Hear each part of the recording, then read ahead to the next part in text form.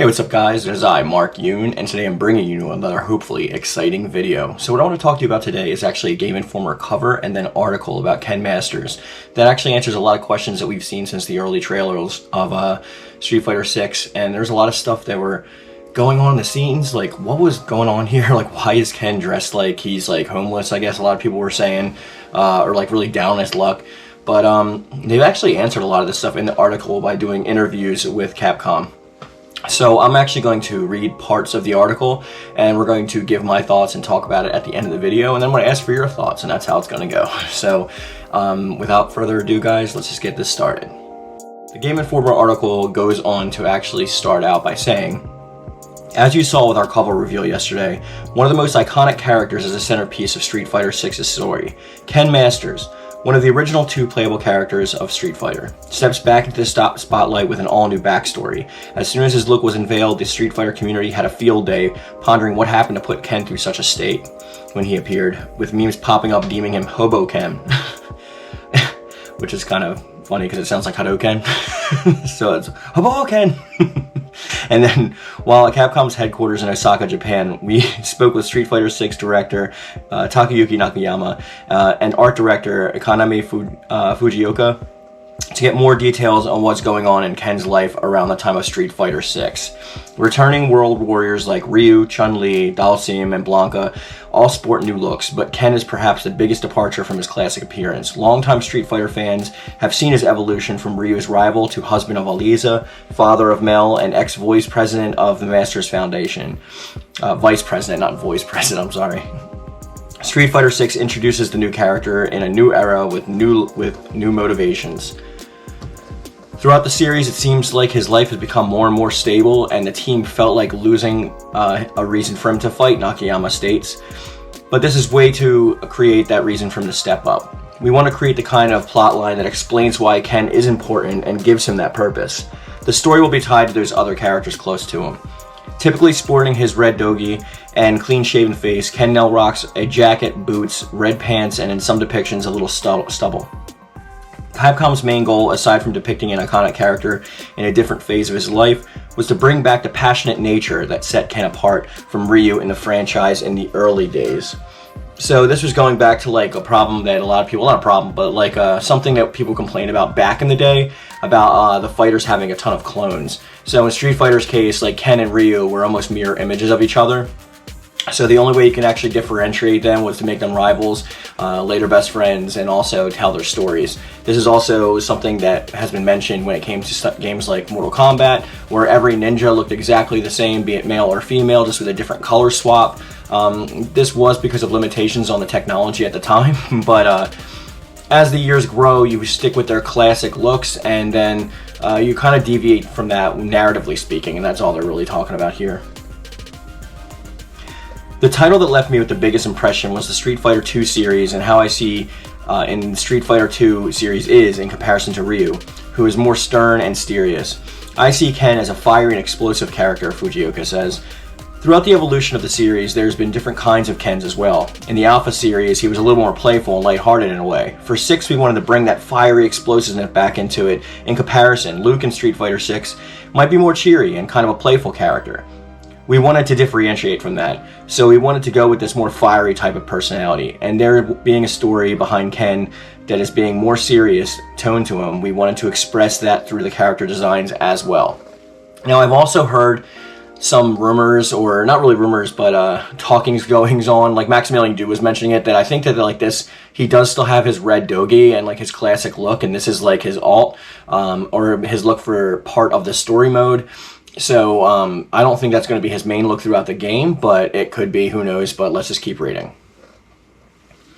Despite the various hints dropped during my time at Capcom, the studio remains tight-lipped on the specific narrative reasons Ken is in this perilous state. And here's quotes. For players who start up Street Fighter 6, they can expect that Ken is now on the run from something, and he is not able to see his son Mel for reasons unknown, Nakayama says. He's in a tough situation that you'll learn more about in the future. Yeah, so there's nothing more to add to that. That's pretty much what it looks like to me and to everyone else, but they go on to add further details to this, so let's keep reading. The curtain will be pulled back on Ken's backstory through a special 4-issue comic series from longtime Capcom collaborator Udon Entertainment. The storyline will give us plenty of insight onto what's going on to Ken while setting the stage for Street Fighter 6 story. Luke will also feature prominently in this series of comics, as well as Ken's son Mel. This is the first time that we're doing this kind of comic book series that is closely tied to the game's main story, Nakayama says. We're working very closely with our partners at Udon. We're providing the script and the storyline for what we expect to be the future events before Street Fighter 6. They're going to be helping us create storylines. Beyond that, they're not even working they're even working into possible spin-offs as well, and collaborating with script writers on our team. So there will be more stuff beyond just the initial comic book series. Obviously, like, Udon comics have always been pretty popular when it comes to, like, Street Fighter. There's been a lot of, like, really good artists that have worked on those books, but now this is, like, actually setting up the game. So this 4-part comic series is actually going to be a prequel to Street Fighter 6, just to give more insight onto what's going on with Ken. Because I'm sure, like, through the narrative of the story, it's going to focus on a lot of other elements, and we just want to see why Ken is this way. And of course we're going to get like, arcade endings and stuff like that, but like this is going to like really draw out and see what's going on, just so we can be set in the mind frame of who Ken Masters is at the time of Street Fighter 6's launch. Piecing together clues, it seems as though Ken is on the run in relation to a terrorist bombing. In a synopsis of the Udon comic series, I learned that Ken has lost both his status and reputation and is sent on the run for a crime that he did not commit. In the above still from the intro to Ken's arcade story, the authorities have seemingly apprehended him for interrogation, with questions being raised about the champ.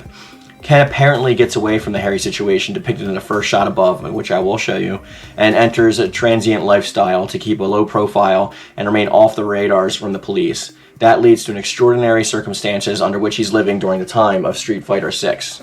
Now, first and foremost, I want to say, they kind of go back on what they said originally with our fun little Hoboken, but transient lifestyle means pretty much like on the run, going from place to place, so you could consider that kind of homeless, I guess, even though he does have a home, in fact. So we're just playing with semantics at this point.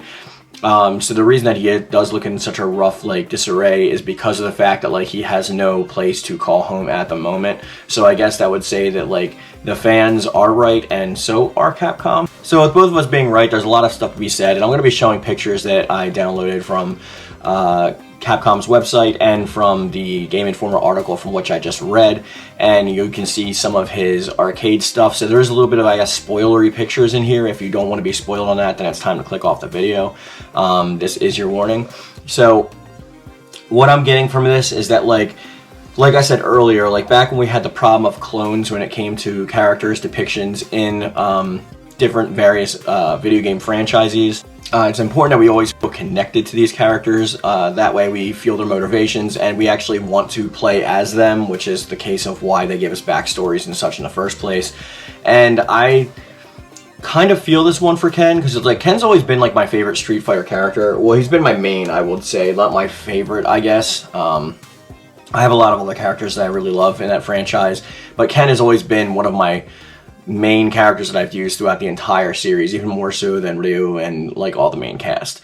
So seeing him attain all of this peace and then having it kind of being threatened in this way is really potentially leading me to become excited to play as him, to see that hopefully he has a better ending in this, or maybe this arc leads to like more of a hero's journey type situation that we've seen Ryu be on since like forever. So hopefully Ken can actually have some kind of resolution to this, but and in other ways change his personality in such a way that I guess they're saying that Luke is the one that's going to be taking over that happy-go-lucky attitude, and Ken's going to be more of the fiery personality that he was intended to be originally. So, I don't know, like, this gave me a lot of insight, and I probably will be picking up the 4-part series just so I have that backstory on Ken to go into, to be able to talk about more about his character and characteristics when the series actually launches. But all of this stuff, combined with, like, the single-player aspects and the really narrative-driven story of this game, has really got me hyped and excited for Street Fighter 6, and I hope you guys are too. You can definitely find all the news and coverage here that you want, as well as many other channels. So with that being said, we're going to bring this video to a close. And as I always say, guys, I love it. Thank you. And thank you.